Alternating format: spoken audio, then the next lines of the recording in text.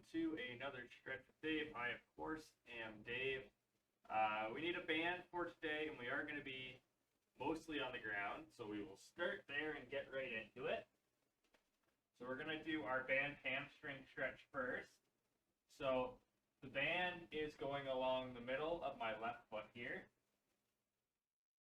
I'm laying down on the ground, head resting on the ground, toe pointed towards my shin on my left foot, and then I keep my leg straight as I just assist the stretch with the band. So I'm lifting my leg up and pulling the band back, feeling a stretch in my hamstrings.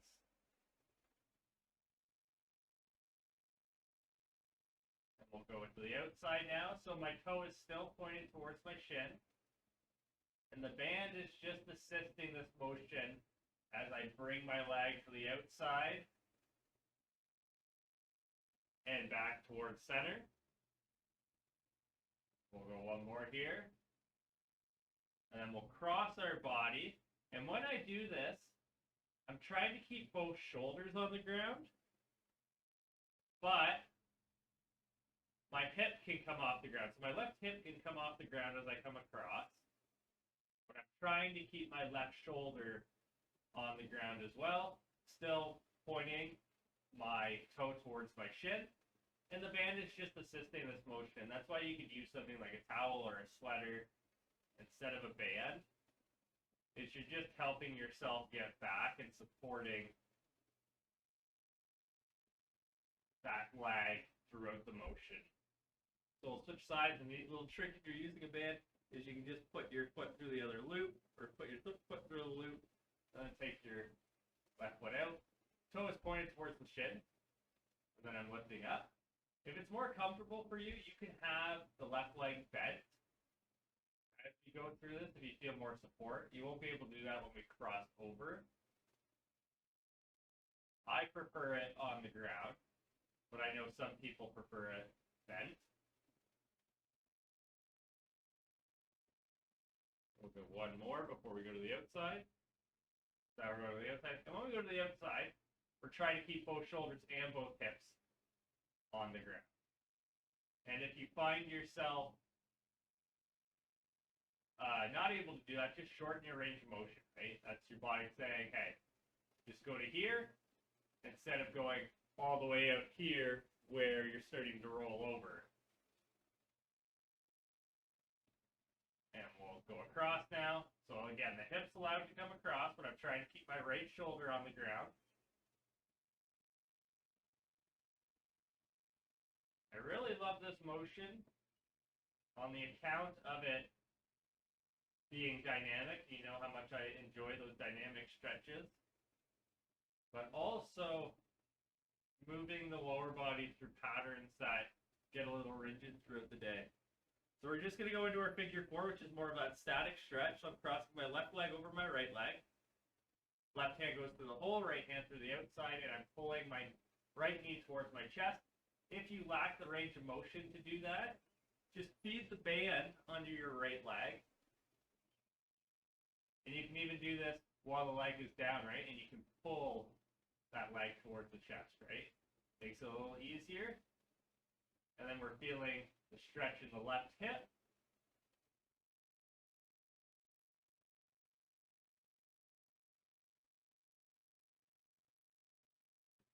And we'll switch sides. So if you had difficulty with the setup there, because of your lack of range of motion, we're going to be stretching the right hip now, and that requires crossing the right leg over. So what I would do is I would get my band under my leg first, and I would hold it, and then just while on my back with my legs bent, I would cross my leg over like so, and then just lift the band up. All right, so I'll show that again. You can go ahead and stretch if you're already in that position. And you can even set up like this, right? I could cross, what I could do, I'm just sitting down on the ground. I get the band under my left leg. Grab it.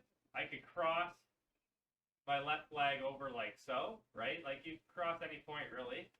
And then I can come down, and I try to get the leg below the knee, right? That's where the stretch, you really feel a stretch.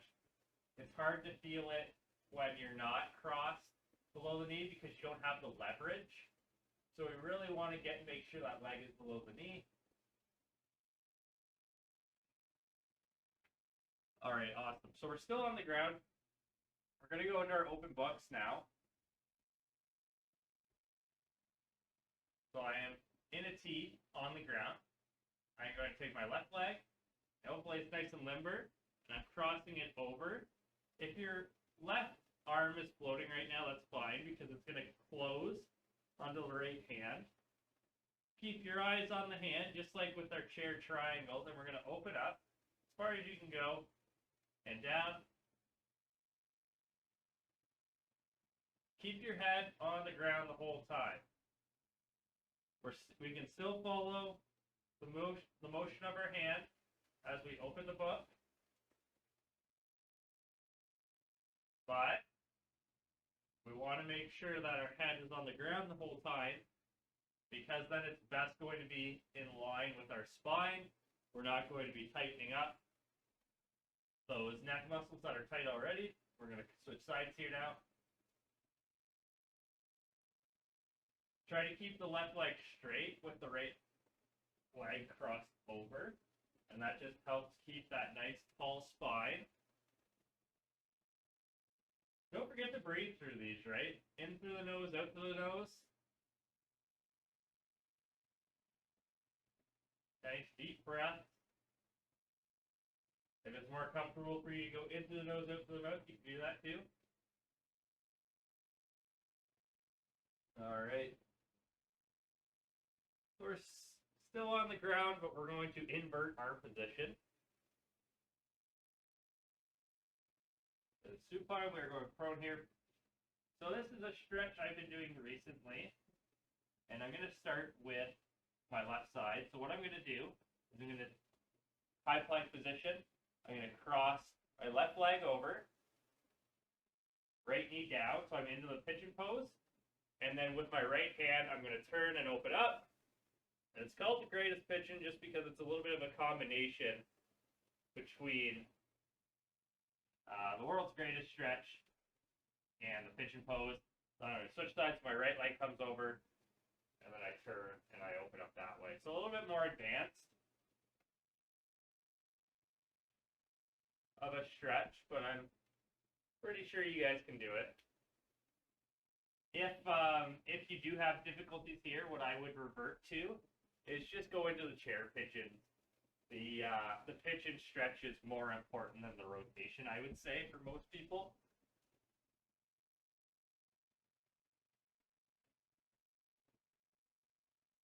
And I just like this one a lot because I find it really opens up my hips and my upper back.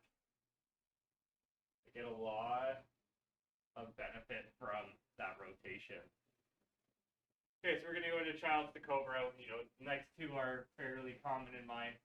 And if you have difficulties with this, what I find really helps is I really open up my knees, point them out to create some clearance for me to sit down to in this child's position. And then when I go to the Cobras, I just narrow. I walk my knees and I narrow, and then I go into that Cobra. And I take the second, I open up again. And maybe each time you don't need to open up just this far. But go ahead and give yourself some leeway, give yourself some slack, right? You don't need to look like a yoga professional doing this. You can do these little things to ensure that it feels good for you, that you're getting the full stretch. Because that's more important than looking the part, right? More important that you get the stretch, that you feel good, that you see improvement, rather than looking how you think you should look or how other people look. You know, meet yourself where you're at. That's the most important thing. My workout, my stretch isn't always going to look like your workout, your stretch, right? And it shouldn't, because we have different needs, we have different goals. We're at different parts in our life. You might be a fitness superstar. I am not. You might just be starting out. I am not, right? It's just meeting yourself where you need to be. Okay, and then we're going to go into our downward dog with calf pump. So this is, I've done this one way long ago, haven't done this one in a while. My downward dog does not look pretty, but you know what? I meet myself where I'm at. So what I do to get into my downward dog is I start in the quadruped position. Oh, we do our cat-cow first. So we'll start in our quadruped position. Arch our spine up. Neutral spine, look forward. And just alternating between the two, and remember to breathe, right? I like to breathe in here. And breathe out when I'm here. So I breathe in on cow and, or I breathe in on cat and out on cow, sorry.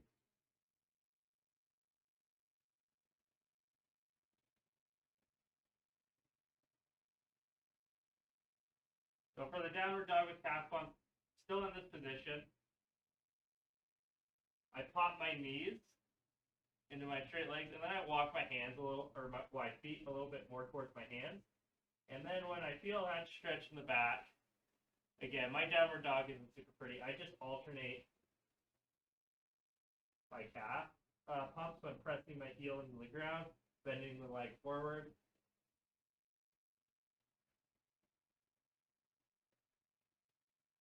Sometimes my wrist gets sore, so I go more into on my knuckles than on my hands. That's a little modification I do for myself. And then I'm just going to stand up. Do some arm swings because shoulders get a little sore in that. So our band quad stretch, we are going back on the ground. So what I'll do is I'll put the band around the middle of my foot. So I'm doing my left side first here. Lay on my side. Just bring the band over my shoulder. Knee in line with the hip. Or knee in line with the other knee.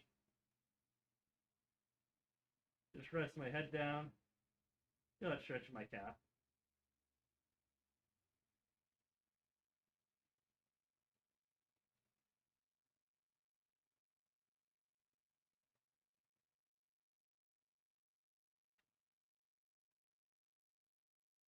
Switch sides.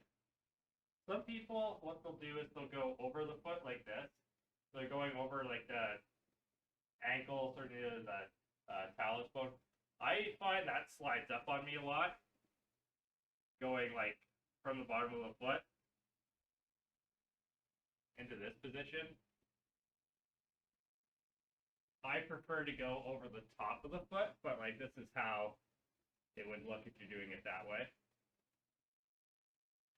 I just find that it feels like my heel is fighting on for dear life, so I just go around the middle of the foot instead of around the sort of tailless shin bone ankle area.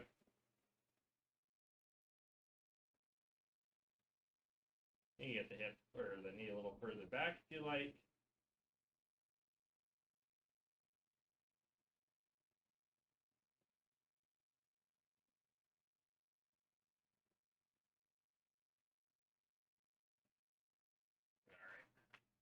Going to our hip 90-90. I'm just keeping these as a stretch today. We're not doing the swing. So left leg is crossed in front. Right leg crossed behind in 90 degrees here. So I'm just going to rotate so everyone can best see that. And I just slightly back right, and I feel a stretch right here. Right in the hip flexors.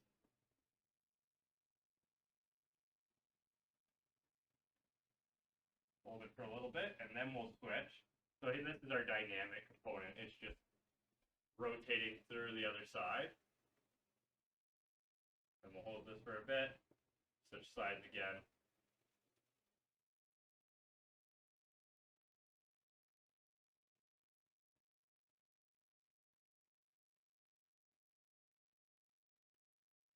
Switch again.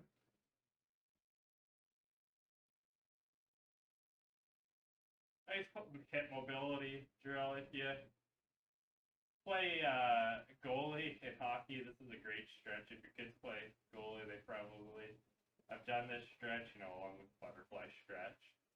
This really great hip opener. And one more time on the other side. Yeah, it's just 90 degrees in the front, 90 degrees pointed to the back.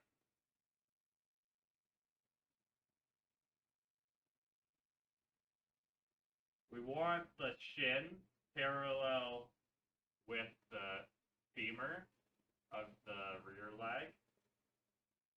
And I just sort of lean back and, you know, all around, see where it feels good. All right, so our only two standing stretches for today, we need a wall for. So the wall latch stretch, what I do is I get my, I think it might be a little better if I show you on this right here. My right arm is just up against the wall, and I'm not touching the wall. So my body's not quite touching the wall. And then I just rotate or push my hip in to the wall. So I'm standing about 8 to 10 inches away from the wall. My right hand is on the wall, palm facing in front of me, and then I just push my hips into the wall, continually reaching up, feeling that stretch in my right side. I get it sort of in the insertion of the lat at the bottom. That's where I feel the most. We'll switch sides here. So now my left arm is on the wall again. I'm standing, feet shoulder width apart, 8 to 10 inches from the wall. I push my hips into the wall. My feet are still that 8 to 10 inches away. So reaching up the wall. Feel that stretch in my back, in my side.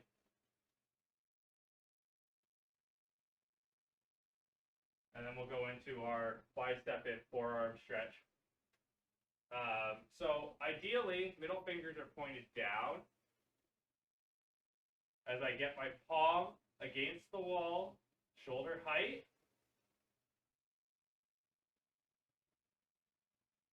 And you can add a little bit of a chest stretch to this if you're really good. My biceps and forearms are too tight, but you can rotate away at the same time. My biceps and forearms will not allow that. And we'll switch sides. I'm going to see if you get any information from me doing it on this wall here. But now I'm going left arm on the wall.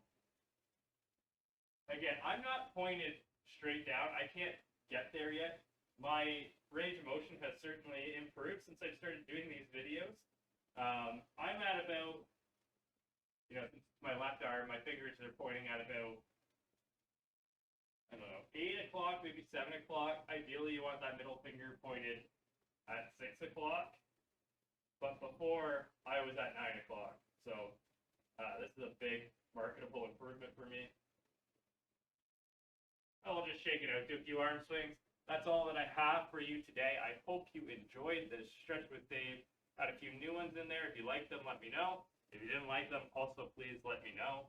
If you know, there was problems with seeing the lat stretch, you know, just send me a comment or something, and I'll be happy to show you. Or, you know, in the next video, I'll make sure that doesn't happen again. But until next time, I will see you in the next video. I hope you have a wonderful day.